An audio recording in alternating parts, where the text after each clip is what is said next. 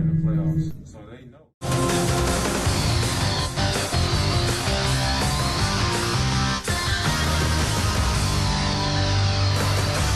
This all started on the morning of May 27th when we were doing a show from home. Damian had made some statements to our man Chris Haynes of Yahoo Sports that really hit me the wrong way, because Damian had said he would go to the bubble, but unless the NBA could devise a format that would give them a chance to make the playoffs, he was going to sit on the bench and watch these bubble games if he didn't have a chance to actually make the playoffs. Correct. I remember. And I was offended because his team was 29-37 at that point. We were in the middle of a pandemic, and everyone in the sports business, including us sitting right here at this desk, and we were stuck at home at that point, we were all depending on the NBA to go to the bubble and try to save sports for us by showing us how they could bring sports back safely. Right.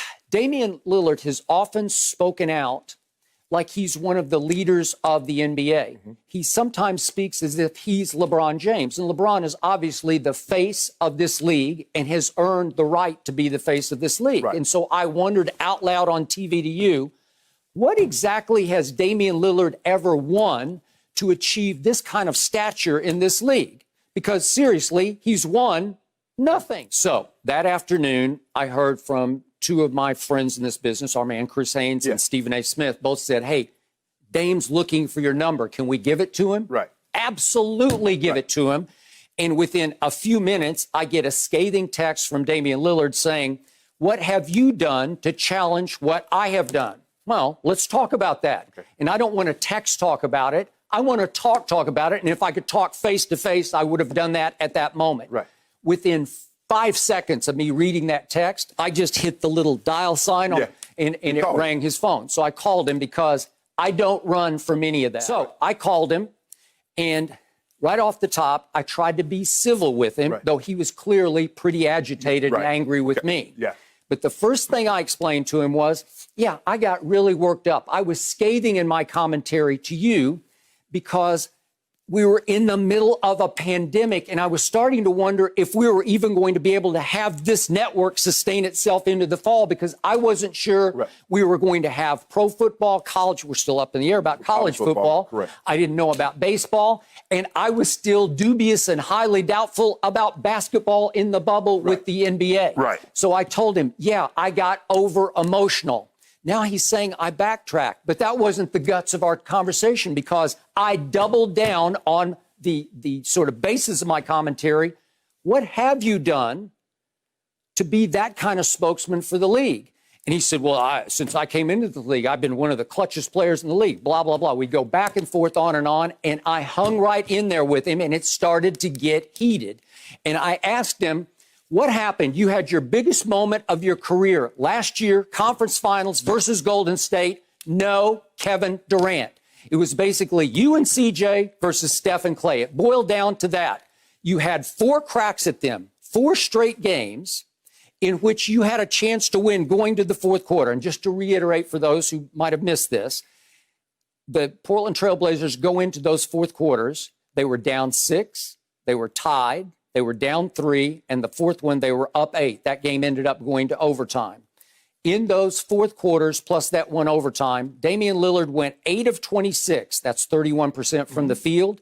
And he shot 5 of 17 from the three-point line. That's 29%. He was a minus 30 for those fourth quarters and that one overtime.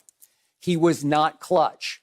And by the way, for those who don't know this, since Damian Lillard entered this league, he has the worst postseason winning percentage in all of the NBA.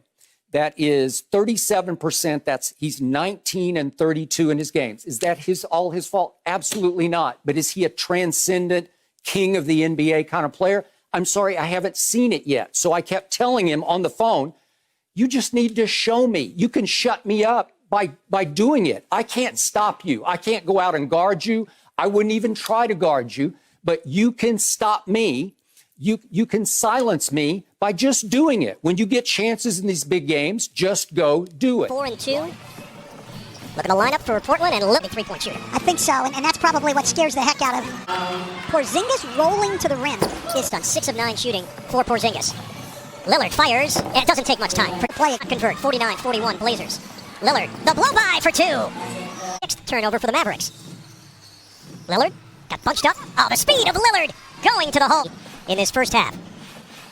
Extended minutes for Hazonia. Lillard fades away and connects. First half. Overplay by Hardaway. He had help. It doesn't matter. Usually the guards defensively are the first people back, so he was able to seal in the paint against the guard and get an easy bucket. Lillard gets inside. Action at 33 and 39. Lillard hanging three. Damian off the glass. Wow. Damian Lillard is ridiculous. 112 to 107. The easy one over the top. 22 for Luka Doncic. The blow-by and the corkscrew. Lillard, his career high is 61. He's got 55. Lillard for 3. Bottom. 5 to shoot. A minute and a half to play. That's a bomb.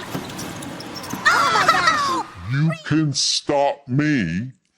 You can silence me by just doing it. When you get chances in these big games, just go do it. 5 to shoot. A minute and a half to play. That's a bomb. Oh my gosh. Dame, after the game, the emotion and anger you showed in saying put respect on my name, who was that directed at? Whoever has something to say. Was there anybody in the arena that in particular? It was just a bunch of people on the opposite side, that press row area, and those are the people who usually have something to say or put out whatever they put out. So it was just in that direction.